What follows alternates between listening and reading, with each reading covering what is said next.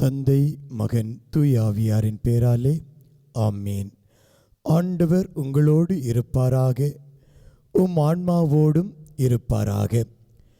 இயேசுவில் பிரியமானவர்களே, இயேசுவின் திரு இரத்த மாதத்தின் 26ஆம் நாள் என்று இந்த நாள் இறைவன் நமக்கு கொடுத்திருக்கக்கூடிய இறைவார்த்தை எரேமியா 51ஆம் அதிகாரம் 36வது இறைவார்த்தை. நானே உனக்காக வழக்காடுவேன், உன் பொருட்டு பழி வாங்குவேன், அதன் கடல் வற்றி போகச் செய்வேன், அதன் நீரூற்றுகள் காய்ந்து போகச் செய்வேன் என்கிறார் ஆண்டவர். இயேசுவில் பிரியமானவர்களே, இன்று உங்களுடைய விண்ணப்பங்களை விவிலியத்தை திறந்து இந்த பகுதியில் வையுங்கள். குறிப்பாக போலீஸ் கேஸ் என்று ஓடிக்கொண்டிருப்பவர்கள், கோர்ட்டாக அலைந்து கொண்டிருப்பவர்கள், தனிப்பட்ட விதத்தில் உங்களுடைய ஜெப வேண்டுதலை, விண்ணப்பத்தை இந்த பகுதியில் வைக்குமாறு கேட்டுக்கொள்ளப்படுகின்றீர்கள். காரணம், இன்றைய வார்த்தை நமக்கு சொல்லித் தருவது என்னவென்றால், ஆண்டவர் நமக்காக வழக்காடுவார். இந்த வழக்காடுதல் என்பது எங்கு நடக்கும்? நீதிமன்றத்தில் நடக்கும். நீதிமன்றத்தில் நீதிபதிகள் முன்னால் வழக்காடுவார்கள், வழக்கறிஞர்கள். இன்று ஆண்டவர் நமக்காக சொல்லுகிறார், நான் உங்களுக்காக வழக்காடுவேன்.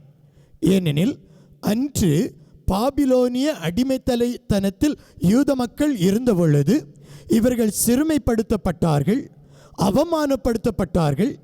நாதியற்ற நிலையில், ஒடுக்கப்பட்ட நிலையில், எங்களுக்கென்று வாதிட யாரும் இல்லையே, எங்களை காப்பாற்ற யாரும் இல்லையே என்ற நிலையில் இருந்த பொழுது சிறுமைப்படுத்தப்பட்டு ஒடுக்கப்பட்டு ஓரங்கட்டப்பட்ட மக்களை ஓடி சென்று அரவணைத்த ஆண்டவர் அவர்கள் சார்பாக நின்று போராடினார், அவர்கள் சார்பாக நின்று வழக்காடினார்.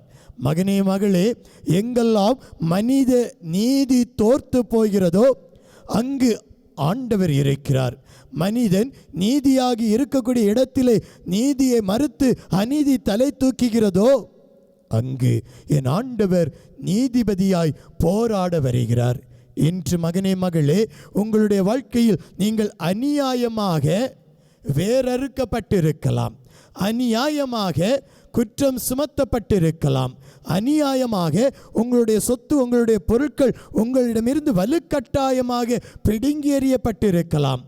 எனக்கு ஆள் பலம் இல்லை, அதிகார பலம் இல்லை, அரசியல் பலம் இல்லை, பணபலம் இல்லை என்பதற்காக என்னை நசுக்கி இருக்கலாம். ஆனால் ஆண்டவர் சொல்லுகிறார், நான் உங்களுக்காக வழக்காடுவேன், என் ஆண்டவர் உங்களுக்காக வழக்காடுவேன் என்ற வார்த்தையை சொல்லுகிறார்.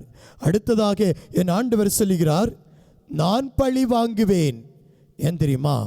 பாபிலோனியர்களால் இந்த இஸ்ராயேல் மக்கள் அடிமைப்படுத்தப்பட்டு கிடந்த தருணத்தில் இந்த பாபிலோனியர்கள் அவர்களை இரக்கமின்றி வழி நடத்தினார்கள். ஒரு இரக்கமில்லாத நிலையிலே கொடுங்கோன்மையை ஏவி விட்டார்கள். அந்த மக்கள் வேதனையோடு துடித்தார்கள். எருசலேம் நகர் அழிக்கப்பட்டது. அப்படிப்பட்ட தருணத்தில் தான் என் ஆண்டவர் சொல்லுகிறார், மகனே, மகளே, நான் பழி வாங்குவேன். காரணம், தீர்ப்பளிப்பதும் பழி வாங்குவதும் என்னுடையது, உங்களுடையது அல்ல. இன்று நான் ஒரு சில நேரங்களில் என்ன செய்கிறேன்? பழி வாங்க முயற்சி செய்கிறேன், பழி வாங்க வேண்டும் என்று நினைக்கிறேன். பழி வாங்குவதற்கு என்னெல்லாம் செய்ய முடியுமோ அதையெல்லாம் நான் செய்கிறேன். அப்படி செய்கின்ற பொழுது ஆண்டவர் நம் சார்பாக நிற்க மாட்டார். ஏனெனில் நீங்கள் கைமாறு பெற்று விட்டீர்களே. ஆண்டவர் என்ன சொல்லுகிறார் தெரியுமா? உங்களுக்கு அநீதி நடந்தால் என்னிடம் வாருங்க, நான் பழி வாங்குவேன், உங்கள் கண்ணாலேயே நீங்கள் காண்பீர்கள் என்ற வார்த்தையை ஆண்டவர் உங்களுக்காக தருகிறார். அடுத்ததாக நீரூற்றுக்கள் வற்றி போகச் செய்வேன். ஏன் தெரியுமா? பாபிலோனில் யூப்ரட்டிஸ் என்ற ஒரு ஆறு, இந்த ஆற்றின் கரையில்தான் பாபிலோனிய நகரம் அமைந்திருந்தது. அப்போ என்ன நடந்தது? ஆற்றின் கரையில் இந்த பாபிலோன் நகர் அமர்ந்திருந்த காரணத்தினால் இங்கு வளமை செழுமை இருந்தது, பொருளாதாரம் ஓங்கி உயர்ந்தது. காரணம், அங்கு அந்த ஆற்றின் கரையில் இருந்த காரணத்தினால் பொருளாதாரம் செழித்தது. ஆகவே அவர்கள் என்ன நினைத்தார்கள்? எங்களுக்கு பொருள் இருக்கிறது, பொருளாதாரம் இருக்கிறது, ஆசிரியர் இருக்கிறது, நாங்கள் எதற்கு பயப்பட வேண்டும் என்று அவர்கள் பிற மீது கை வைத்தார்கள். அப்பதான் ஆண்டவர் என்ன சொல்றாரு? இவர்கள் தாங்கள் பொருளாதாரத்தில் உயர்ந்தவர்கள், வளமையோடு இருக்கிறோம், செழுமையோடு இருக்கிறோம் என்று தானே ஆட்டம் போடுகிறார்கள். அவர்கள் ஆட்டம் போடக்கூடிய அந்த ஆட்டத்தை நான் அடக்க அந்த நீரூற்றின் மீது, அந்த ஆற்றின் மீது நான் கை வைக்கிறேன் என்று சொல்லுகிறார். என்ன நடந்தது? அவர் கை வைத்தார். அந்த இடத்திலே வளமை போய் வறண்ட நிலம் ஏற்பட்டது. அப்படியெனில் ஒரு சில நேரங்களில் நாமும் அப்படிதான் நினைப்போம்.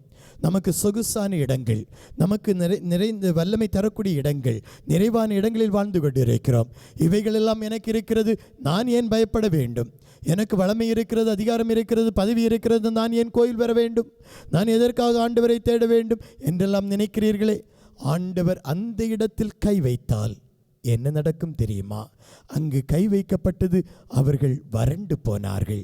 மகனே, மகளே, என்று ஆண்டவரிடம் சொல்லுங்க, எங்களுடைய நீரூற்று வளர்ச்சி அடைய வேண்டும், எங்களுடைய நீரூற்று வற்றி போகக்கூடாது என்று ஆண்டவரை பார்த்து கேட்போமா?